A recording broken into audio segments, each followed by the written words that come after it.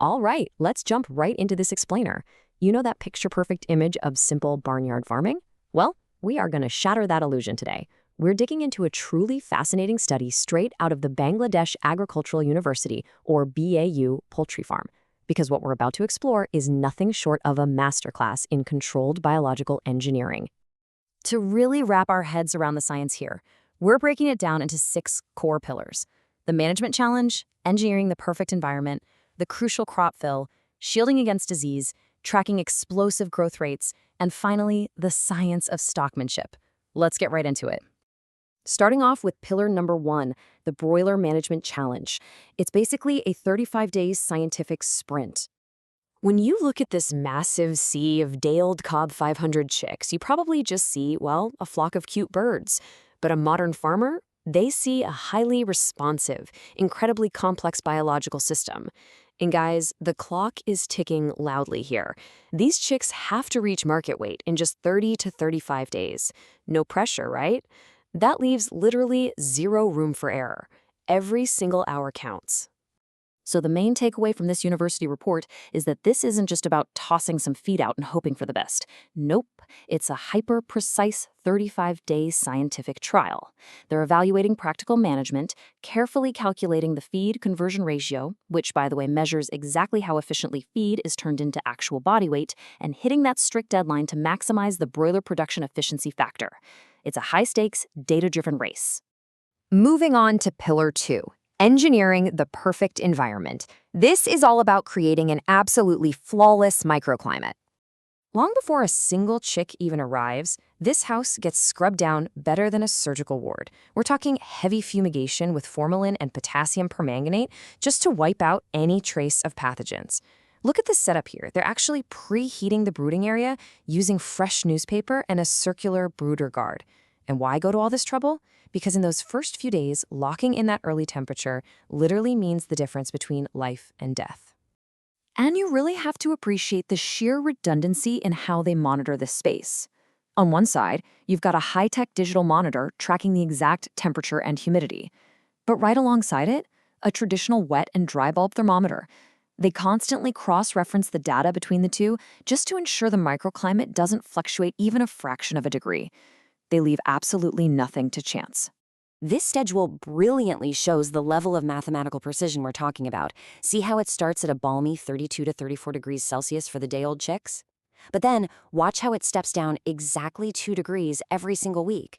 As the birds grow feathers and start generating their own body heat, the farmer is constantly tweaking the environment to match their changing biological needs perfectly. All right, on to our third pillar, the crucial crop fill. This is a fascinating early health indicator. To make sure the chicks have actually found their feed and water right after they're placed in the house, farmers do a hands-on physical exam. They gently palpate the crop. It's this tiny pouch-like organ at the base of the chick's neck that basically acts as a storage tank for ingested feed before it digests. Feeling this gives them a fast, real-time snapshot of the flock's health. And actually, scratch that. They don't just check it once. It's a rigorous 24-hour sampling process. They're looking for the crops to be 75% full at the 2-hour mark, scaling all the way up to demanding nearly 100% fullness by hour 24. And to guarantee the data is solid and represents the whole flock, they randomly scoop up 30 to 50 chicks from completely different spots in the house. This little touch test is vital. Think about it. If a farmer feels a crop that's hard and firm, alarm bells go off. It tells them the chicks are eating dry feed, but they aren't drinking enough water, which is a massive red flag for impending dehydration. On the flip side, a soft, pliable crop, that confirms a healthy, perfectly balanced intake. It's wild how such a simple physical check gives you this deep metabolic insight. Which brings us to pillar 4, shielding against disease. We're talking strict, high-level immunology here. When you have a population of birds this dense, you absolutely have to protect them. And they do this with microscopic vaccines. You're looking at tiny vials of a live vaccine that fights off infectious bronchitis and Newcastle disease. They administer this through a hyper-precise eye drop method, mixing it with a specialized, sterile, buffered saline diluent. It's literally pharmaceutical-grade care happening right inside the poultry house. And biosecurity is taken so seriously that the high-stakes warnings are printed right on the feed sacks themselves. These labels emphasize incredibly careful handling, keeping the feed dry, avoiding rodents, and even outright banning certain medications, like T-mulin, during the starter feed phase. It's an in-your-face reminder that careful pharmaceutical management is simply non-negotiable. Now for Pillar 5, tracking explosive growth rates. The goal here is completely uniform mass. Okay, let's look at these numbers because the growth rates are, well, they're just staggering. The chicks start at a tiny 44 grams on day 1. By day 7, they've ballooned to almost 130 grams. And by day 14, they are sitting at nearly 290 grams. Their mass literally explodes in just 2 weeks.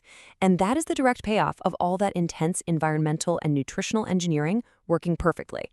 But here's the catch. It's not just about getting huge. It's about growing together. Farmers obsessively track something called the coefficient of variation, or CV. Basically, this is a mathematical check to guarantee the whole flock is growing at the exact same rate. You don't want giants, and you definitely don't want runts. In this study, the maximum CV was around 23%. If that variance gets too wide, it means something is wrong, maybe health issues or uneven feeder access. Uniformity is the true measure of success. And finally, we arrive at our 6th and final pillar, the science of stockmanship. Get this, even the natural day-night cycle gets heavily manipulated. Check out this lighting schedule. For the first week, they pump in a massive 23 hours of light just to stimulate as much feed intake as possible. But then they purposefully dial it back to 20 hours and then 18 hours by week 3. They are carefully balancing that explosive physical growth with mandatory resting periods in the dark to keep physiological stress down. It's a beautifully calculated dance. Ultimately, what this university report really highlights is a massive shift in perspective. True stockmanship today is way less about that old-school image of farming and much more about being an attentive, data-obsessed biologist. You are managing a highly responsive living system where literally every input, the light, the temp, the feed, the vaccines, instantly changes the biological output. So, when you take a step back and really look at the sheer scale of this operation, combined with the microscopic precision it takes to manage all these complex variables down to the exact degree, hour, and gram, all in just 35 days, it kind of leaves you wondering, have we completely redefined what it means to be a farmer? Is modern broiler farming actually just applied biology? It's definitely a fascinating thought to leave you with. Thanks so much for joining me on this explainer. I'll catch you next time.